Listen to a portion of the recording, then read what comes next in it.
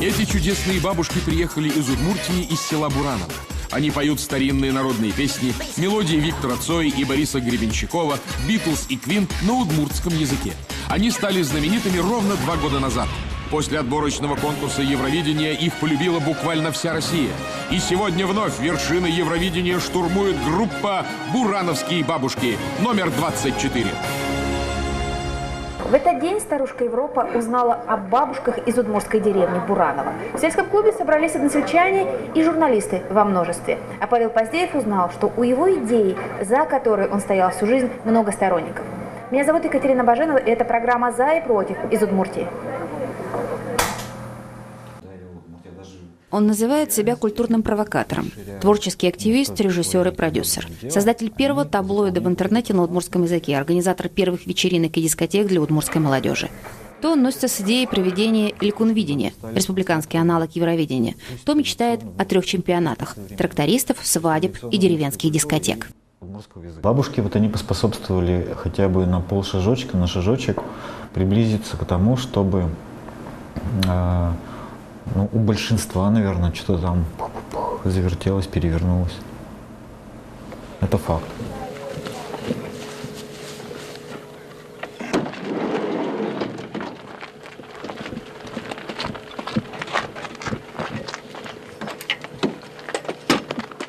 Вообще его идеи почти всегда рискованные или, по крайней мере, неожиданные. Это он предложил бабушкам из села Бураново Малопургинского района спеть песню Гребенщикова «Город золотой». С этого, собственно, и началась их большая карьера.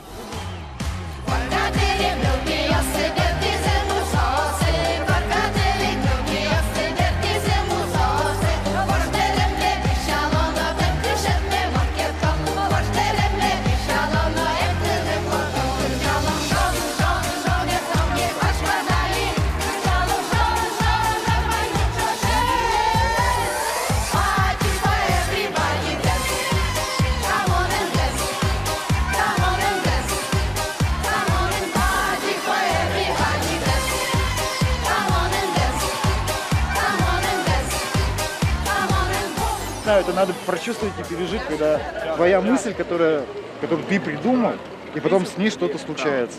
То есть вот в этом смысле мне больше психологически интересно. Для чего ты этим занимаешься? Почему ты за это? Зачем тебе это надо? Вот здесь на этот вопрос я отвечу иронично. Ради удовлетворения собственных амбиций, ради самопиара и ради денег. Потому что все так думают. Никто не верит, что это мне просто нравится, это мое хобби.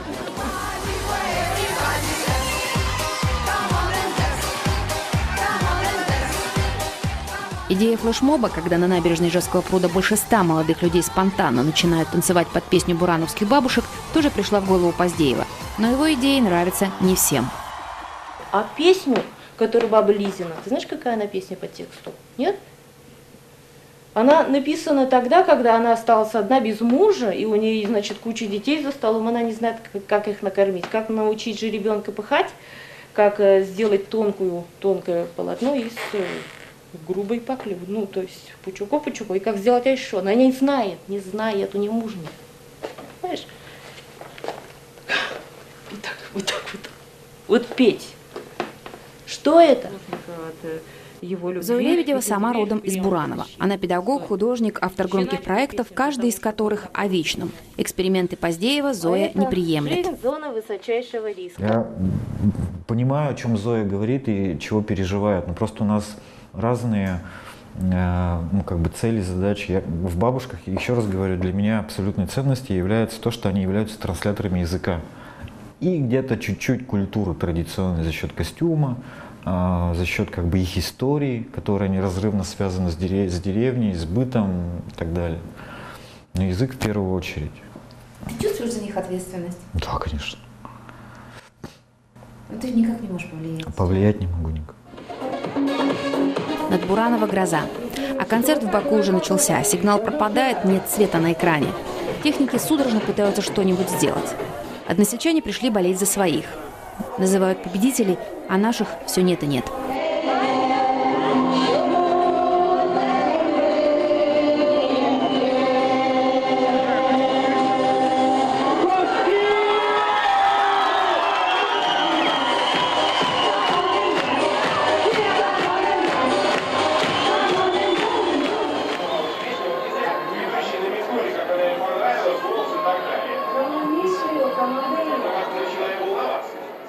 На экране мелькнул российский флаг, и техника снова выключилась. Но мы успели увидеть, что Буранова, вся Удмуртия и вся Россия сегодня победили. Наши бабушки лучше всех. Удмурты скупы на эмоции, но в сельском клубе все пускаются в пляс. Это танец радости.